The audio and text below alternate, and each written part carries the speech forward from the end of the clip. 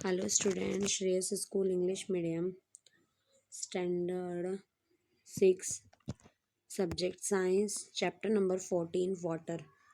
अब सपोज आप मान लीजिए कि किसी कारणवश आपकी फैमिली को एक वीक के लिए एक एक वीक तक खाली एक बाल्टी ही पानी मिले तो क्या होगा। खाना बनाने के लिए, नहाने के लिए, कपड़े धोने के लिए, बर्तन साफ करने के लिए आप क्या ये सारे काम कर सकते हो? तो आप जितनी भी एक्टिविटी करते हो वो आप नहीं कर सकते हो। तो काफ़ी लंबे समय तक पानी न मिले तो क्या होगा। अब देखिए, यहाँ पर पानी पीने के लिए एक अलग अलग तरीके की एक्टिविटी बताई गई है जो फिगर 14.1 में बताइए। तो आप क्या देख सकते हो कि एक दिन भी अगर पानी अगर हमें कम मिले तो कितना हम उसका यूज़ करते हैं। तो आप एक दिन के अंदर आइडिया लगाओ कि आप कितने पानी का यूज़ करते हो। चलो, how much water do we used. तो आप देखिए, यहाँ पे एक्टिविटी बताई गई है तो जिसके अंदर आपको बताया गया है कि आपको एक लिस्ट रेडी करनी है जिस एक्टिविटी में आपको लिखना है कि आप पानी का यूज़ करते हो। जो यहाँ पर 14.1 में बताया गया है उस तरीके से लिखकर आपकी नोटबुक में बनाना है कि आपके पूरे परिवार को और कितने लोग हैं उनको पानी की कितनी ज़रूरत होती है। तो अब आप उसे ग्लास में, मग में, उस तरीके से बकेट में और किसी बर्तन का यूज़ कर सकते हो। चलिए अब आगे। अब हमें यहाँ पे बताया गया है कि आप जानते हो और आप जान ही गए होंगे कि रोज़ के लिए हमें लगभग कितने पानी की ज़रूरत होती है। आप अपने क्लीननेस के लिए, उसके बाद में आप देख सकते हो कि पानी का आप अनुमान लगा सकते हो, उनकी इन्फॉर्मेशन और कैलकुलेट कर सकते हो कि हमें कितने पानी की ज़रूरत होगी। इसी तरीके से आपके परिवार के अंदर एक वर्ष के अंदर कितने पानी की ज़रूरत होगी तो ये आप देख सकते हो। अब देखिए कि आपके परिवार की संख्या को देखकर अब आपको डिवाइड करना है और डिवाइड करने के बाद एक साल के अंदर कितने पानी की ज़रूरत पड़ी अब हम इसे पता लगा सकते हैं। ठीक है, अब उसे हम नंबर के हिसाब से पता लगा सकते हैं। अब आपके गांव या शहर में कितने लोग हैं और उन्हें कितने पानी की ज़रूरत है, एक वर्ष में कितने पानी की ज़रूरत होगी, ये हम यहाँ पर जान सकते हैं। चलिए अब आगे। अब देखिए, हमें यहाँ पे बताया गया है कि बहुत सी अदर एक्टिविटी कर कर हम यूज़ कर कर वाटर के लिए रिक्वायरमेंट लिमिटेड एक्टिविटीज़ कर सकते हैं। जैसे कि यहाँ पे बताया गया है वेजिटेबल हो गई, दाल चावल हो गए, खाने के लिए गेहूँ के लिए तो हमें रोज़ पानी की ज़रूरत पड़ती है। इन सारी वस्तुओं की ज़रूरत पड़ती है। तो हम देख सकते हैं कि कुछ कपड़े धोने के लिए, उसी तरीके से प्लांट्स वगैरह के लिए उगाने के लिए हमें पानी की ज़रूरत नहीं होती है ना। वेजिटेबल्स इन सब चीज़ों के लिए, उसके लिए प्लांट्स के लिए, इन सब चीज़ों को ग्रो करने के लिए हमें इनकी ज़रूरत नहीं होती है। और वाटर के लिए जैसे इंडस्ट्रियल आप प्रोडक्शन देख सकते हो, वहाँ पे भी इनका यूजेस होता है। उसके बाद में जो डेली एक्टिविटीज़ होती है प्रोडक्शन के लिए, बहुत सी चीज़ों के लिए यूज़ में लिया जाता है। चलिए अब आगे। Where do we get water from, हमें पानी कहाँ से मिलता है। तो आप देख सकते हो आपको पानी कहाँ कहाँ से मिलता है। तो अलग अलग जगह से मिल सकता है। तो रिवर हो गया, उसके बाद में पॉन्ड हो गया, हैंडपम्प हो गया, उसके बाद में हमारे घर पे जो टंकी लगी होती है वहाँ से हमें पानी मिलता है। झील हो गई, नदी हो गई और पाइप नेटवर्क हो गया। तो पाइप सप्लाई की वजह से भी हमें पानी मिलता है। इन सारी जगहों से हमें पानी मिलता है, जो अलग अलग जगह से हमें पानी मिलता है। जैसे कि कुछ नदी, तालाब, कुएं, ये इनके अंदर पानी कहाँ से आता है।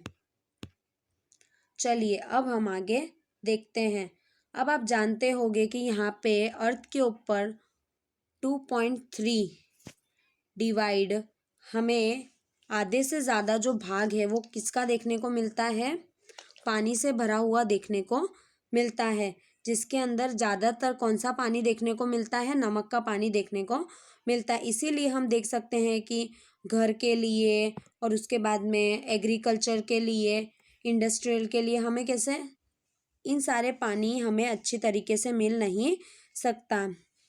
देखिए अब आगे हमें क्या हो सकता है, तो जिसके अंदर आप SD कॉलरिज द्वारा 1798 के अंदर राइम ऑफ दी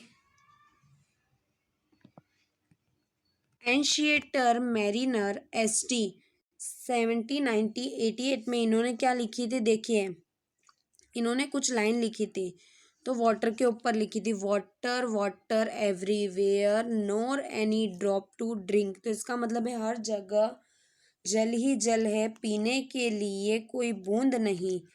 देखिए कवि ने ये पोयम अलग अलग जगह पर घूम घूम कर लिखी थी। फिर देखिए यहाँ पर इम्पोर्टेंस ऑफ वाटर के बारे में बता रहे हैं कि सरप्राइजिंग, उन्हें सरप्राइजिंग लगा कि इस तरीके से हम पानी का यूज़ करते हैं वो खारा नहीं है। तो हम बहुत से अलग अलग जो महासागर है उन्हें बहुत दूर दूर है, तो जिससे क्या हो जाता है कि हम पे पूरी तरीके से पानी नहीं मिल सकता। तो हम जैसे कि नदी तालाब इन तक कैसे पहुंच सकते हैं, और क्यों जल किसी भी प्रकार का खारा नहीं होता है, उन्होंने इस तरीके का सोचा था। चलिए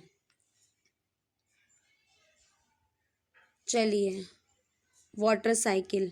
अब वाटर साइकिल तो किस तरीके से वाटर साइकिल होता है, तो आपने कितनी बार देखा होगा कि फर्श पे पड़ा हुआ पानी क्या होता है, सूख जाता है। धूप में गीले कपड़े सुखाते हैं तो वो सूख जाते हैं।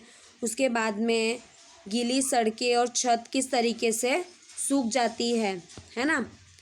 तो आप सोच सकते हो कि आपने चैप्टर 5 में एक्टिविटी 6 में याद कीजिए जब आपने पानी को गर्म किया था और गर्म करने पे उसके अंदर नमक घुला हुआ था, तो आपने क्या देखा था कि जल पूरा क्या हो गया था, हवा में चला गया था, और खाली लास्ट में क्या बचा था, नमक ही हमें देखने को मिला था। तो ये एक्टिविटी में हम जान सकते हैं कि गर्म करने पर क्या हो जाता है, पानी पूरी तरीके से हवा में उड़ जाता है और खाली नमक ही बचता है।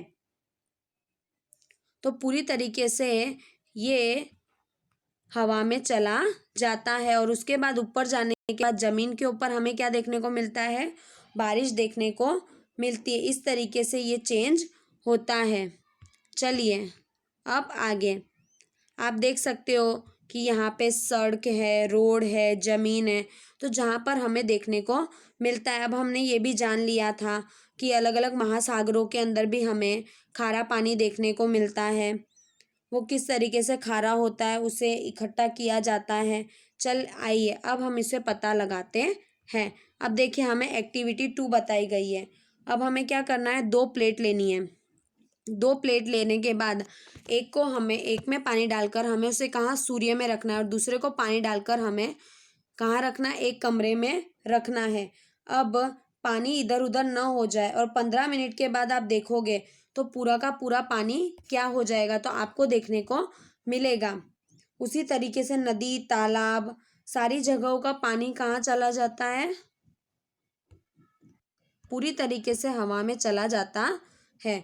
देखिए एक्टिविटी 2 अब हमने देखा कि छाया के ऊपर पूरी तरीके से पानी क्या हो जाता है, गायब हो जाता है। सनलाइट के अंदर आसपास जितना भी पानी होता है तो एकदम गर्म होने की वजह से वो कहाँ चला जाता है, गर्म वायु के साथ, गर्म हवा के साथ आकाश में धीमे चला जाता है। और जल से किसी भरी बाल्टी को जल में बहुत कम देखा होगा। ठीक है, चलिए अब हम आगे देखते हैं। अब देखिए loss of the water by plant. अब चैप्टर 7 में आपने देखा था कि क्या हो जाता है, प्लांट को किसकी ज़रूरत होती है, फूड के लिए पानी की ज़रूरत होती है। ठीक है, अब उसके अंदर कौन कौन सी प्रोसेस हमें देखने को मिलती है, उन्हें पानी कहाँ से मिलता है, तो आपको याद होगा कि किस तरीके से उनके साथ ट्रांसपीरेशंस होता है, उसके बाद ऑब्जर्वेशन किया जाता है, जो एक्टिविटी 4 में और चैप्टर 7 में हमने देखा था। तो उन्हें पानी कहाँ से मिलता है। ठीक है, इस तरीके से उन्हें पानी मिलता है। चलिए अब हम आगे देखते हैं क्लाउड्स।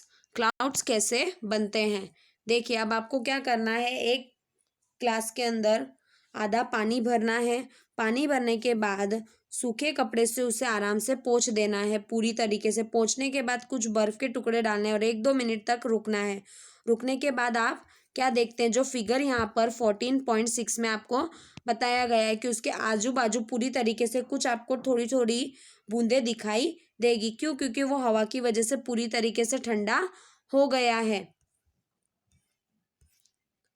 ठंडा हो जाने के बाद आप एक्टिविटी 5 में और चैप्टर 5 में और एक्टिविटी 7 में देखोगे कि किस तरीके से वो पूरी तरीके से ठंडा हो गया है।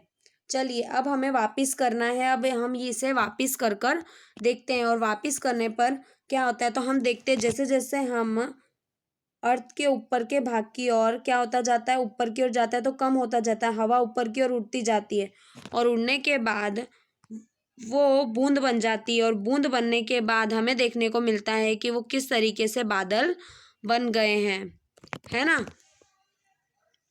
चलिए अब हम आगे देखते हैं। और फिर बादल बनने के बाद वो जमीन के ऊपर वर्षा का काम करते हैं।